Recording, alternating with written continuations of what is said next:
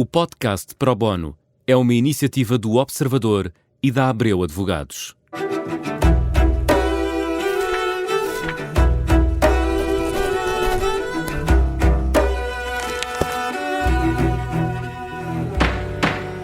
Bem-vindos ao Pro Bono da Rádio Observador. Hoje vamos falar de medicamentos para a obesidade que raramente entravam numa conversa sobre política de saúde. Hoje entram por causa de um conjunto de novos medicamentos que estão a mudar a forma como a medicina olha para esta doença, mas também têm um preço impressionante. Isso coloca ao Estado, às seguradoras e ao Serviço Nacional de Saúde uma questão que não tem resposta simples, e para perceber o que está em jogo do ponto de vista regulatório e jurídico temos connosco Ricardo Rocha, é advogado especialista nesta área. Ricardo, bem-vindo ao Pro Bono. Antes de entrarmos nos números, eu queria perceber o enquadramento legal. Em Portugal, quem decide se um medicamento é comparticipado pelo Serviço Nacional de Saúde e com que critérios? Olá, Judite, muito obrigado pelo convite. Antes de mais, é um gosto de estar aqui. Bem, isto do ponto de vista de quem decide, a lei estabelece claramente que isso está muito bem definido e estabelecido na lei. Quem decide é, evidentemente, o Ministério da Saúde. Estas decisões são normalmente subdelegadas no Infarmed, que é a entidade que gera o acesso ao medicamento e que é responsável pela fiscalização do mercado e pelo licenciamento. E portanto, quem decide no final do dia é o Ministério da Saúde, com o apoio do Infarmed, que é quem analisa o mercado, quem tem os dados e quem percebe e quem analisa estas matérias. Estes medicamentos para a obesidade já têm autorização de mercado em Portugal. A comparticipação, essa é outra história. Onde é que estamos neste momento? Estes medicamentos têm todos AIM em Portugal, que é a autorização de introdução no mercado, que é, no fundo, a autorização de que o medicamento, que permite que o medicamento seja comercializado. A comparticipação é, de facto, uma matéria diferente. São duas realidades distintas. O medicamento que tem uma AIM não tem necessariamente que ser comparticipado e, portanto, neste momento, tanto quanto é público, é uma discussão que está a ter lugar do ponto de vista no Ministério da Saúde e no Infarmed relativamente à comparticipação deste tipo de fármacos. Neste momento, a informação que existe é que foi constituído um grupo de trabalho e há, inclusivamente, um despacho do Ministério da Saúde, a senhora Secretária de Estado da Saúde, que cria, inclusivamente, o Plano Nacional de Prevenção e Gestão da Obesidade, que é precisamente uma abordagem multidisciplinar deste problema e que está a ser analisado qual o tipo de estratégia para combater este problema. E neste momento é nesse estágio em que estamos, ou seja, os medicamentos estão no mercado, têm autorização de comercialização, quase todos com indicação para o tratamento da obesidade. A questão da comparticipação está a ser discutida neste preciso momento. Há estudos já publicados sobre essa matéria, mas ainda não há informação final. O argumento que os fabricantes usam é o da poupança a longo prazo. Menos doenças cardiovasculares, menos diabetes, menos internamentos. É um argumento fácil para o Estado comprar, digamos. É um bom argumento, na minha opinião. Percebo que é uma decisão difícil, por uma razão muito simples. É um rombo nos cofres do Estado. É um rombo imediato.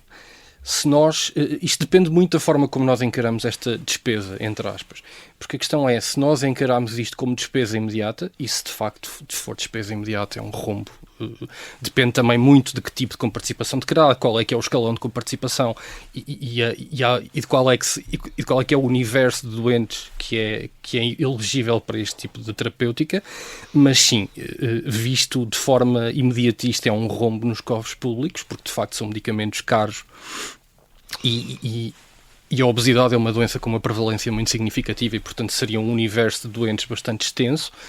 Se nós virmos isto da perspectiva do investimento, a situação muda um bocadinho, porque a verdade é que os números há dados da OCDE que apontam no sentido de que 10% da despesa total em saúde em Portugal é destinada a tratar doenças que decorrem da obesidade ou que estão intimamente relacionadas com a obesidade. E, portanto, dessa perspectiva, se nós encararmos a comparticipação deste tipo de fármacos como um investimento, ou seja, nós estaremos a investir agora um montante muito significativo que eventualmente conseguiremos poupar à frente, porque não será necessário tratar esta série de doenças que foram contidas num estágio mais inicial e que não evoluíram no sentido de depois sobrecarregarem no futuro doenças do foro cardíaco, a própria questão da diabetes, e portanto são doenças cujo tratamento tem um peso muito significativo na despesa do SNS, que efetualmente seriam reduzidas reduzidas com o investimento imediato, mas sim, é um investimento muito significativo. O que é que Portugal pode fazer nos próximos anos que seja, enfim, simultaneamente responsável do ponto de vista orçamental, mas também do ponto de vista social, porque há modelos diferentes de comparticipação, não é? Sim, há modelos diferentes de comparticipação, há escalões diferentes de comparticipação, ou seja, as comparticipações têm quatro escalões, que varia de... O escalão máximo comparticipa em cerca de 90% e, portanto, os outros são mais baixos. O que é que pode fazer? É uma decisão estrutural e é uma decisão bastante importante para aquilo que vai ser o futuro destes doentes e do próprio sistema de saúde do ponto de vista da sustentabilidade. Agora, estes valores são valores abstratos, que são feitos com base em um estudo e, portanto, é abstrato e é necessário imaginar-se ou calcular-se uma margem, um número de doentes que serão elegíveis para estes tratamentos, mas a verdade é que estes valores não são finais, porque a verdade é que os processos de comparticipação de medicamentos pressupõem eles próprios uma negociação entre o Estado e os titulares dos medicamentos e, portanto, os valores seriam certamente mais baixos.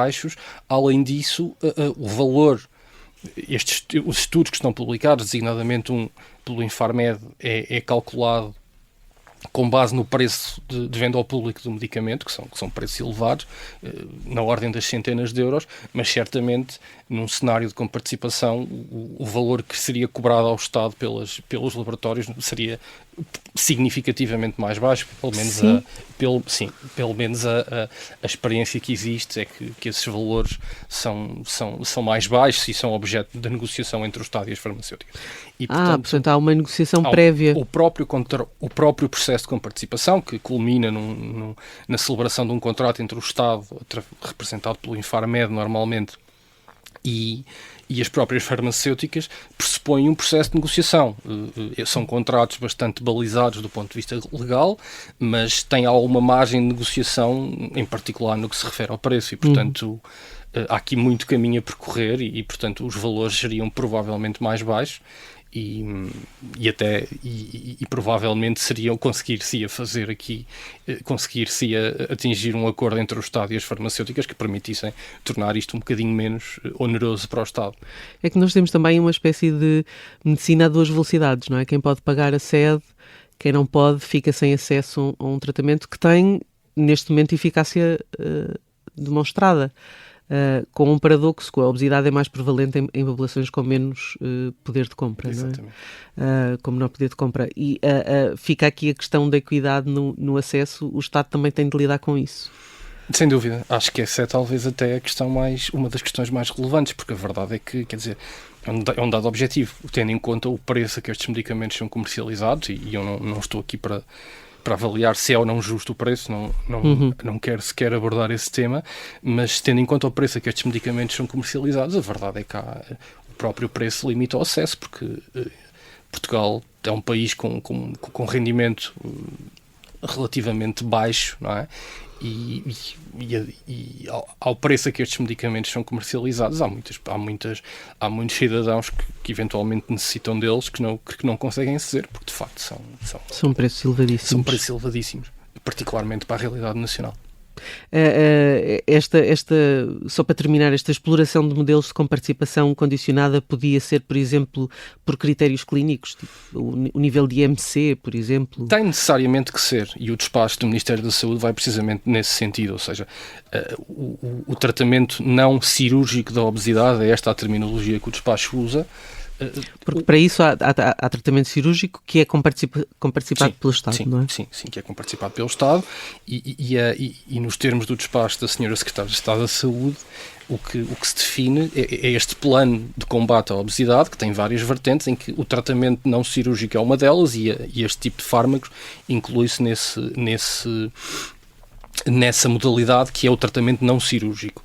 Mas, evidentemente, isto só funciona, e é isso que se pretende também, pelo menos nos termos do despacho, isto só funciona numa abordagem multidisciplinar e integrada, não é? Em que evidentemente, tem que ter uma componente de nutrição, de atividade física, Senão não resulta, não é? Senão não resulta, e evidentemente a prescrição e a comparticipação tem que ter critérios de elegibilidade bastante definidos, porque de facto é necessário que as pessoas às quais estes medicamentos sejam prescritos cumpram esses critérios, porque senão corremos o risco de prescrever este tipo de medicamento sem grande critério, e isso então torna-se absolutamente insustentável.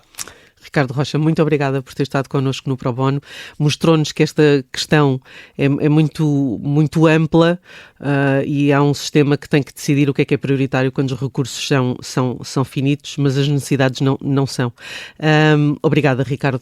Até à próxima. O Pro Bono volta daqui a 15 dias. Foi um gosto.